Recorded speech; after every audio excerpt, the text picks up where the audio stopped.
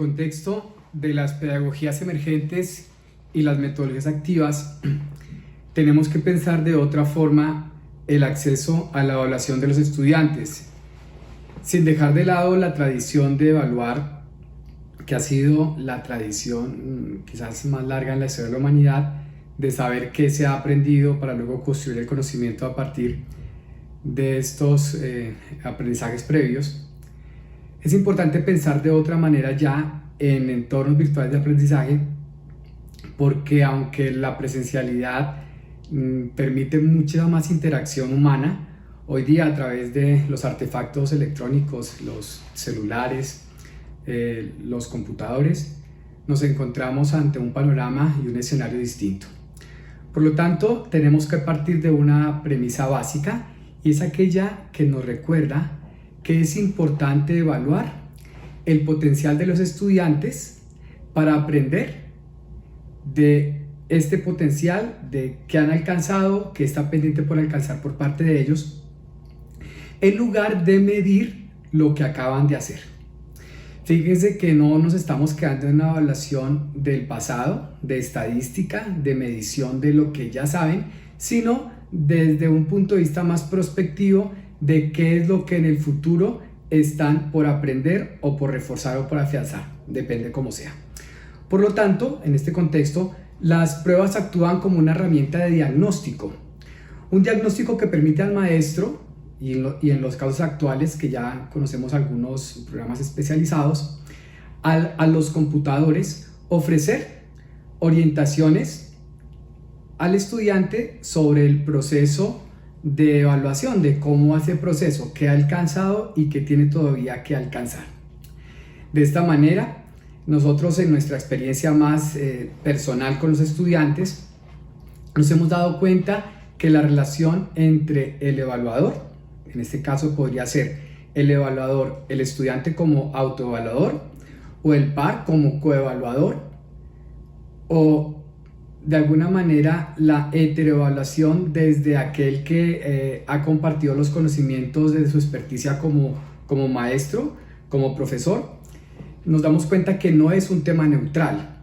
Siempre que nos acercamos a evaluar a alguien o a evaluarnos a nosotros mismos o a evaluar con otros, en esos tres tipos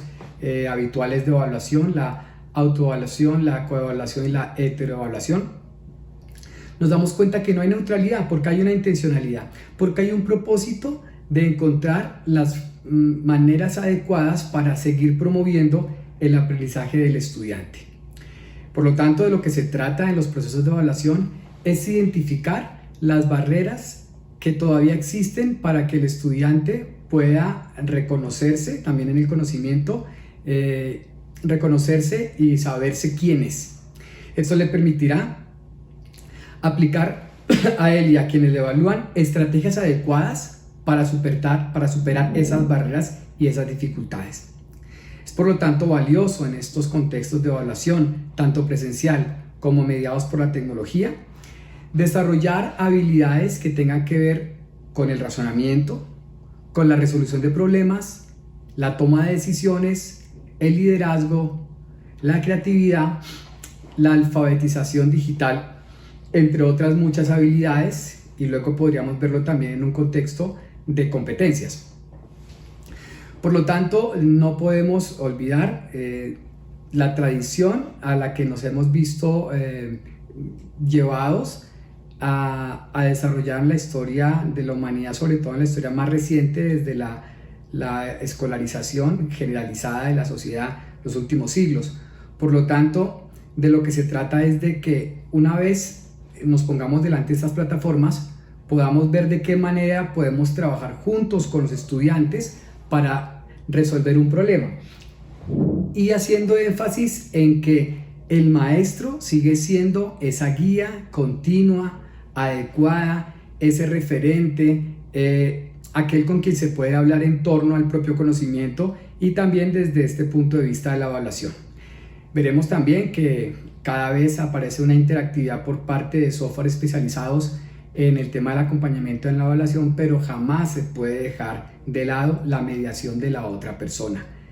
Y de la otra persona también quiere decir la misma persona como otro, que se puede evaluar del par que también le puede ayudar a esta evaluación y del maestro, del referente, no solamente en cuanto al conocimiento, sino también al proceso que lleva a cabo los estudiantes. Se trata, por lo tanto, de ir pensando en términos de una evaluación de cariz mucho más dinámico. Se trata, como decíamos antes, de potenciar el desarrollo del futuro, siendo muy conscientes de cuáles son las limitaciones.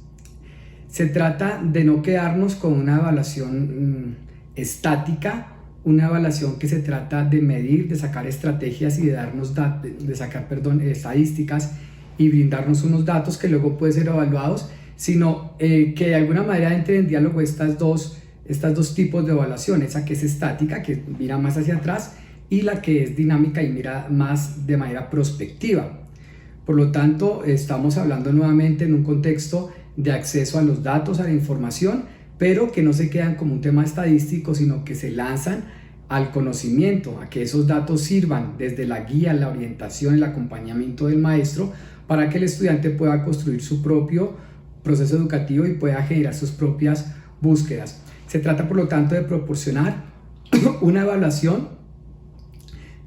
casi que personalizada y a través de estos artefactos y de estas plataformas y de estos ambientes virtuales de aprendizaje, que ellos puedan tener la orientación oportuna. Si bien sabemos que eso es una tarea exigente,